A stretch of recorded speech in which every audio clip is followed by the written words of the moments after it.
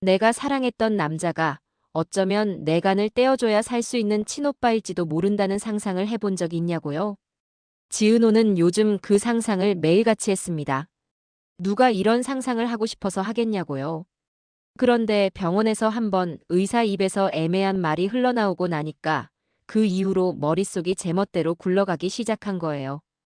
AP그룹 인수전이 산산이 부서지고 나서 사람들은 시간이 해결해 줄 거라고 쉽게 말했는데요. 정작 그 한가운데 서 있던 이지혁과 박성재에게는 시간이 지나도 해결되지 않는 것들이 더 많았습니다. 이지혁은 인수 실패의 여파로 사업도 인간관계도 통째로 흔들렸고요.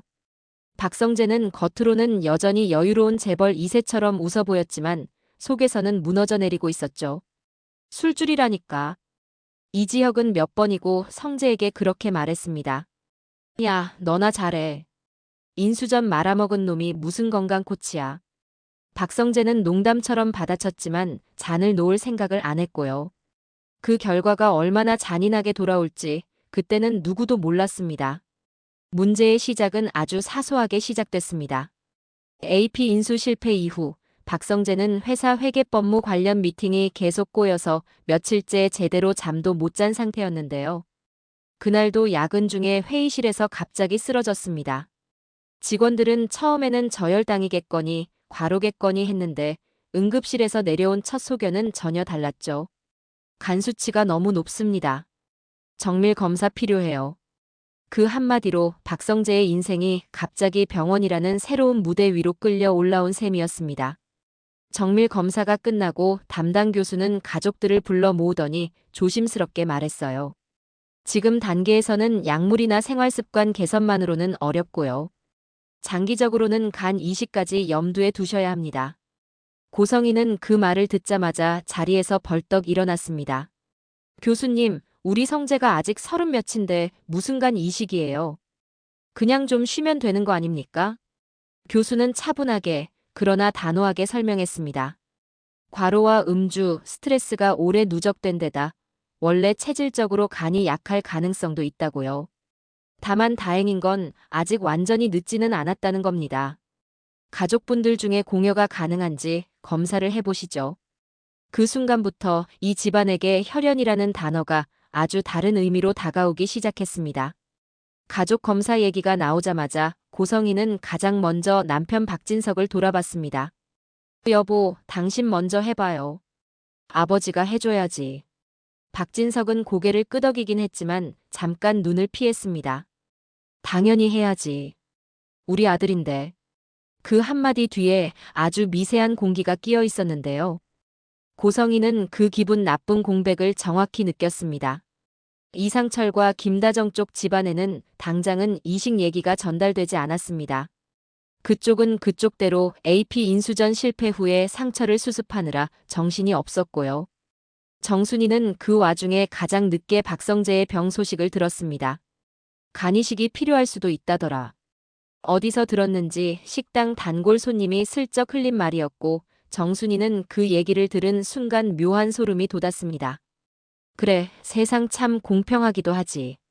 자기 레시피를 빼앗아가고 딸 지은호의 인생까지 뒤틀리게 만든 그 집안에 이런 일이 닥쳤다는 게 통쾌해야 정상일 수도 있었는데요. 정순이는 도무지 그렇게만은 느껴지지 않았습니다. 당장 떠오른 얼굴이 지은호와 이지혁이었거든요. 간이식 가능성을 알아보려면 기본적으로 가족들이 검사를 받게 됩니다. 그런데 이 집안의 가족이라는 단어는 겉으로 보이는 것보다 훨씬 복잡했죠. 박진석은 말은 내 아들이라고 했지만 그 말이 자신에게도 항상 자연스러웠던 것은 아니었고요. 고성희는 성재를 위해서라면 뭐든 할 수 있다고 말하면서도 마음 한구석에는 숨기고 싶은 과거가 하나 있었습니다. 그 과거는 정순이의 이름과 오래전 한 산부인과 그리고 한 번 바뀐 듯한 출생신고 기록과 얽혀 있었죠. 검사는 생각보다 빨리 진행됐습니다. 가장 먼저 박진석이 피를 뽑았고 그 다음이 고성희였습니다. 문제는 그 다음이었어요. 너도 한번 해봐. 박성재가 농담처럼 말하자 이지혁은 손사래를 쳤습니다. 야, 우리는 남이야. 친구지간에 무슨 혈연이라고. 그런데 담당 의사가 아주 자연스럽게 말을 이어붙였습니다. 사실 요즘은 가족이 아니어도 유전자형이 맞으면 이식이 가능한 경우가 있어서요. 지인분들도 검사해보는 경우가 있거든요. 그 말에 옆에서 듣고 있던 정순이가 미묘하게 눈을 떴습니다. 지인도 되는 건가요? 의사는 그렇다고 하면서 다만 적합률은 떨어진다고 했습니다. 그 말이 떨어지기도 전에 박성재가 대수롭지 않게 말해버렸습니다. 야, 이지혁. 너도 한번 찔러놔봐라. 맨날 나 때문에 고생했다며 이번엔 간으로 갚아라.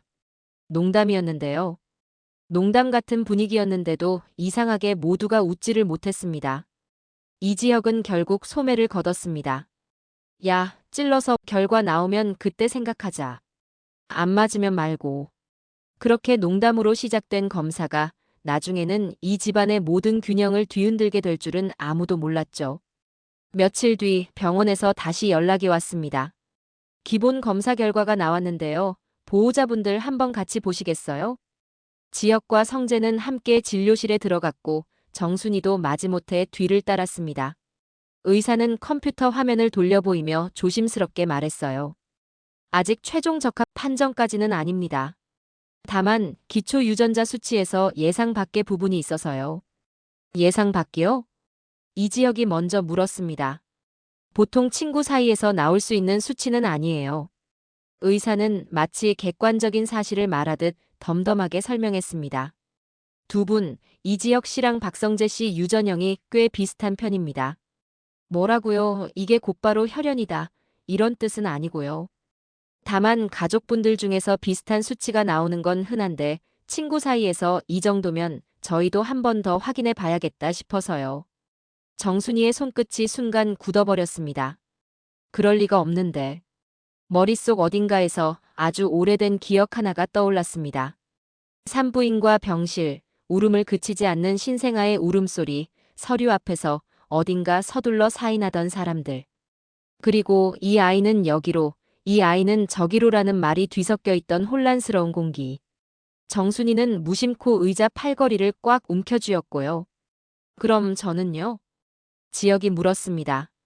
아직은 정확한 적합 판정이 안 나왔습니다. 추가 검사 들어가야 하고요. 의사는 잠시 망설이다가 말을 이었습니다. 지은호 씨도 검사를 해보시는 게 좋겠어요. 그 순간 진료실 공기가 확 바뀌었습니다. 은호가 왜요? 정순이가 거의 반사적으로 물었습니다. 지금 단계에서는 가능한 후보군을 넓게 잡아야 해서요. 가족력이 조금 복잡하게 얽혀 있는 것 같아서 일단 후보는 많을수록 좋습니다. 의사는 그 말만 남기고 구체적인 건 나중에 설명하겠다고 했습니다. 하지만 이미 그 한마디면 사람 마음을 뒤집기에는 충분했죠. 지은호는 검사 얘기를 들었을 때 처음에는 그냥 도와줄 수 있으면 도와줘야지 정도로 생각했습니다. 엄마, 이식 아니면 성재 오빠 위험하다잖아. 나도 검사해 볼게. 정순이는 강하게 말렸습니다. 너는 빠져. 너까지 그런 거에 휘말릴 필요 없어. 엄마, 너무 그러지 마. 엄마도 알잖아. 나 그 집이랑 엮이기 싫어도 이미 엮일 대로 엮였다는 거. 지은호는 웃으면서 말했는데요. 그 웃음에는 이미 포기가 절반쯤 섞여 있었습니다. AP 인수전, 숨겨진 투자자, 엄마의 과거, 이 지역에 대한 마음까지 어느 것 하나 이 집안에서 자유로운 게 없었거든요. 결국 지은호는 병원에 갔고 피를 뽑고 유전자 검사 동의서에 서명했습니다. 서명하면서도 손이 조금 떨렸던 이유를 그때는 스스로도 정확히 설명하지 못했어요. 그냥 서류 위에 적힌 유전자 검사라는 네 글자가 이상하게 과거 경찰서에서 봤던 서류와 겹쳐 보였을 뿐입니다. 내가 누군지 다시 확인해보는 기분이네. 그렇게 중얼거리고 나니 괜히 등줄기가 서늘해졌습니다. 검사 결과는 바로 나오지 않았습니다. 병원에서 일주일 정도 걸린다고 했지만 그 일주일이 사람 마음에는 몇 달, 몇 년처럼 느껴졌습니다. 그 사이에 어른들은 또 어른들끼리 움직이고 있었고요. 박진석은 혼자서 병원 복도를 서성이다가 결국 한쪽 빈 회의실에 들어가 고성이를 불렀습니다. 여보, 우리 얘기 좀 하자. 고성이는 이미 화가 잔뜩 난 얼굴이었어요. 당신 그날 교수 앞에서 잠깐 뜸들인 거나 못 본 줄 알아요? 박진석은 고개를 돌렸습니다. 지금 그런 걸 따질 때가 아니야. 당신 설마 성재가 당신 친아들 아닐지도 모른다는 생각 한 번이라도 해본 적 있어요? 그 한마디로 이 집안에 오랫동안 덮어두었던 의심이 그대로 튀어나왔습니다. 박진석은 아무 말도 하지 않았습니다. 대답을 하는 순간 어떤 진실까지 끌려 나올지 본능적으로 알고 있었거든요. 그리고 바로 그 시간쯤 다른 층에서는 정순이가 진료과장을 따로 불러내고 있었습니다. 교수님, 그 유전자 검사 결과 누구에게 어떻게 알려지는 건가요? 보호자 동의를 전제로 기본적으로는 환자 본인과 직계 가족분들에게 먼저 설명합니다. 혹시 결과를 조금 늦게 알려달라고 할 수도 있나요? 정순이의 목소리는 조금 떨렸습니다. 상황이 조금 복잡해서요. 애들한테 한꺼번에 너무 많은 걸 안겨주기 싫어요. 진료과장은 규정상 절차를 쉽게 바꿀 수는 없다고 했지만 설명 방식이나 순서는 조율할 여지가 있다고 말해줬습니다. 어머니, 혹시 뭔가 염려하시는 게 있으신가요? 정순이는 대답 대신 아주 짧게 웃었습니다. 염려가 너무 많아서 문제죠. 그 한편 이지혁은 혼자서도 괴로웠습니다. 애초에 본인이 원하는 것은 간 이식도 유전자 검사도 혈연 따위도 아니었어요. 그저 친구가 아파 죽지 않았으면 좋겠고 지은호가 이런 일에 휘말리지 않았으면 좋겠고 자신의 인생도 조금은 덜 꼬였으면 좋겠다는 정도였죠. 그런데 결과는 그 모든 소망과 반대로만 흘러가고 있었습니다. 지혁은 밤마다 집 거실에서 혼자 맥주캔을 굴리며 아버지 이상철이 앉던 자리를 물끄러미 보곤 했습니다. 아버지, 혹시 나한테 말 안 한 게 있어요? 이 질문을 실제로 입 밖에 내본 적은 없었습니다. 이상철은 퇴직 후에도 늘 성실하고 정직하고 조금은 고지식한 아버지였거든요. 그런 사람에게 혹시 내 출생의 비밀 있냐고 묻는다는 건 이지혁에게는 상상만으로도 버거운 일이었어요. 하지만 유전자 검사 결과에 이상한 수치가 있다는 의사 말이 귓가에서 떠나질 않으니 그 질문이 점점 현실이 되어가고 있었습니다. 지은호는 더 심각했습니다. 병원에서 피를 뽑고 돌아온 날, 지은호는 밤새 잠을 못 잤습니다. 혹시 내가 지혁 오빠랑 진짜 피가 이어진 사이면 어떡하지? 이 생각은 단순한 상상이 아니었어요.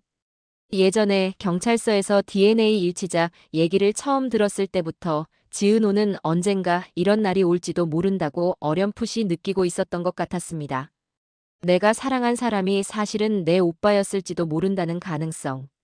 그 가능성을 한번 마주하고 나니까 그 이후로는 어떤 사랑도 마음껏 시작해보기 어렵더라고요.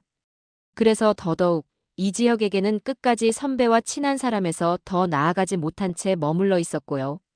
지금은 그 미완의 감정이 고스란히 죄책감과 공포로 되돌아오는 중이었습니다. 만약 내가 이식적합이라고 나오면 그럼 나는 성재 오빠를 살리는 사람이 되는 거고 동시에 내가 누구인지도 같이 드러나는 거잖아. 지은호는 베개를 끌어안고 속으로만 그렇게 되뇌었습니다. 일주일이 지나고 마침내 병원에서 연락이 왔습니다. 내일 오후 2시 보호자분들과 검사 대상자분들 모두 함께 오실 수 있을까요? 결과가 나와서요. 그 말에 각 집안의 공기가 동시에 얼어붙었습니다. 정순이는 그 전날 밤 지은호에게 조심스럽게 물었습니다. 은호야, 너 어떤 결과가 나왔으면 좋겠어? 지은호는 잠시 생각하다가 솔직하게 대답했습니다. 성재 오빠 살릴 수 있는 결과였으면 좋겠죠. 근데 나랑 아무 상관없다는 결과였으면 좋겠기도 하고요. 두 소원이 동시에 이루어질 수 없다는 걸 둘 다 알고 있었지만 아무도 그 말을 꺼내지 않았습니다. 병원 그날 대기실에는 세 집안 사람들이 뒤섞여 앉아 있었습니다. 박진석과 고성희, 그 옆에 창백한 얼굴의 박성재. 반대쪽 벤치에는 정장을 조금 헐렁하게 입은 이지혁과 곁에 앉은 지은호. 조금 떨어진 자리에는 정순이와 이상철, 김다정까지 와 있었고요. 이상철은 끝까지 상황을 잘 이해하지 못한 듯 고개를 갸웃거렸습니다. 아니, 우리 쪽은 왜 다 나와야 되는 건지 아직도 모르겠다니까. 김다정이 작은 목소리로 말했습니다. 여보, 지금 그런 소리 좀 그만해요. 애들 다 듣는데. 정순이는 두 사람을 흘끗 보더니 말없이 한숨만 쉬었습니다. 지혁이도 이 집 애들도 다들 아무것도 모르고 그냥 여기 앉아 있는 거네. 어른들이 저지른 일인데. 고성이는 반대편에 앉은 지은호를 잠깐 힐끗 보았습니다.